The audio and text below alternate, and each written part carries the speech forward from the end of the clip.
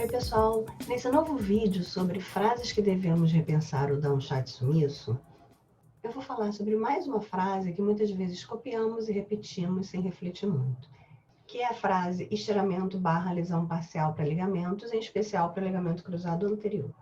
Estiramento vem do verbo estirar, que significa estender puxando, esticar, alongar, que seria exatamente esse movimento. E quando esse movimento é excessivo, ele acaba levando a uma lesão ligamentar, que é a estrutura responsável por manter a estabilidade das articulações. E os estiramentos, tradicionalmente, são classificados em graus.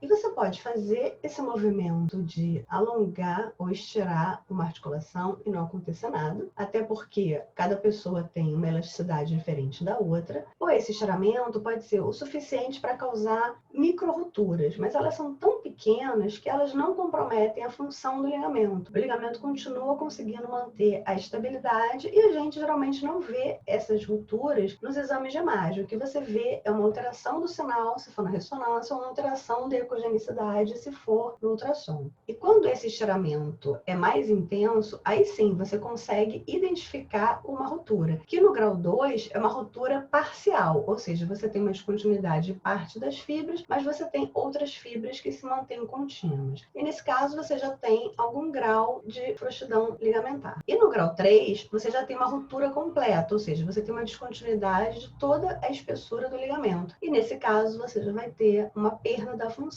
e já vai ter uma instabilidade articular. O ligamento colateral medial é um exemplo em que essa classificação funciona muito bem. Então a gente tem aqui um estiramento grau 1, em que a gente vê o ligamento colateral medial aqui contínuo, com infiltração líquida aqui adjacente e um discreto aumento do sinal nas fibras proximais. Então esse caso seria um estiramento grau 1, que no exame físico o paciente não tem instabilidade articular. Já no estiramento grau 2, você vê nitidamente que existe uma lesão, mas essa lesão só compromete parte das fibras. Então aqui a gente está vendo uma lesão parcial, mas aqui a gente está vendo fibras que mantêm a sua continuidade. E nesse caso, o paciente pode ter um exame físico normal ou pode ter um exame físico com um certo grau de frouxidão. Já no grau 3 é onde você tem uma ruptura completa, em que você vê nitidamente que existe uma descontinuidade aqui das fibras proximais na sua origem. Por isso o ligamento colateral medial é um ligamento que serve de exemplo para essa classificação, porque geralmente não dá muita dúvida. Esse aqui é um exemplo de um paciente com estiramento grau 3 de 2 ligamentos. Ele tem uma ruptura completa do ligamento colateral medial, em que a gente vê aqui a área do gap, com as fibras proximais retraídas e com trajeto sinuoso. E esse paciente também tinha uma ruptura completa na porção proximal do ligamento cruzado anterior, em que a gente vê aqui uma descontinuidade das fibras bem evidente, que não resta dúvida. Então, o estiramento grau 3,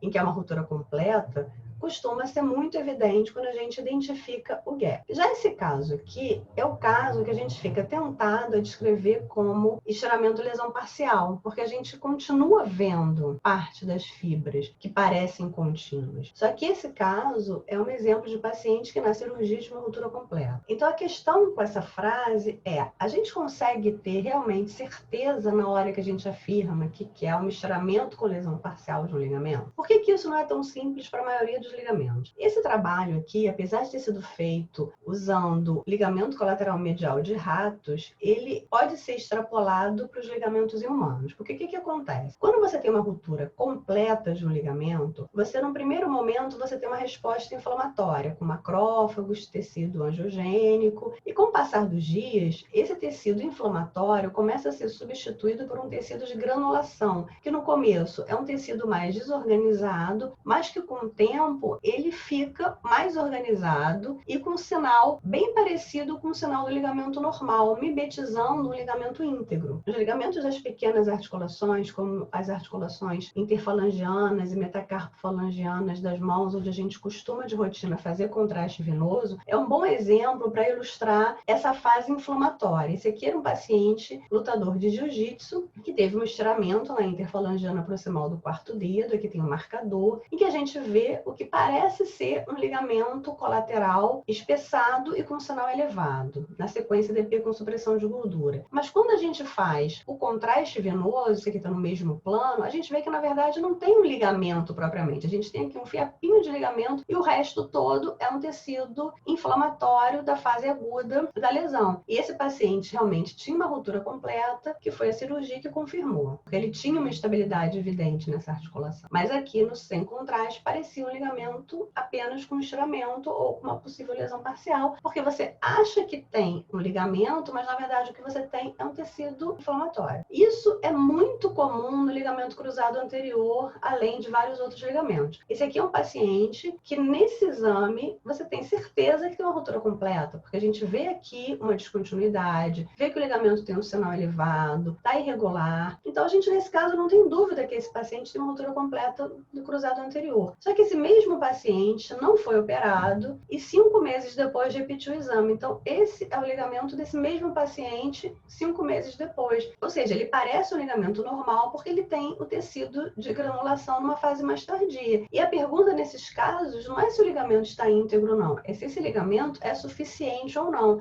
Esse tecido de granulação é suficiente para manter a função do ligamento? Porque se não for, isso aqui funciona como uma ruptura completa, em que você tem só um tecido que não funciona como o ligamento nativo. Quando a gente vê essa classificação, ela parece muito simples e muito fácil de implementar. Mas justamente por conta desse tecido de granulação, que dependendo da época do exame, vai ter uma organização diferente e características de sinal diferentes, a gente pode estar levando o gato por lebre, achando que é uma lesão parcial ou achando até que o ligamento está normal e, na verdade, você está diante do estiramento grau 3, que inclusive pode ser cirúrgico. Por isso que a questão aqui para repensar é em evitar usar estiramento / lesão parcial para qualquer ligamento que você identifique o hipersinal. A gente tem que prestar atenção para outros achados que podem indicar insuficiência ligamentar pela possibilidade de lesão completa com tecidos de granulação. Bom, se você assistiu esse vídeo e ficou um pouquinho tenso em saber que esses dois casos aqui eram casos de ruptura completa do ligamento cruzado anterior e que você costuma dar como estiramento e lesão parcial, e isso te deu uma insegurança, ai meu Deus, como é que eu vou descrever lesão ligamentar a partir de agora? Não precisa se estressar. É só assistir o vídeo Como Descrever Lesões Ligamentares na seção Como Descrever. Bom, pessoal, era isso e até a próxima.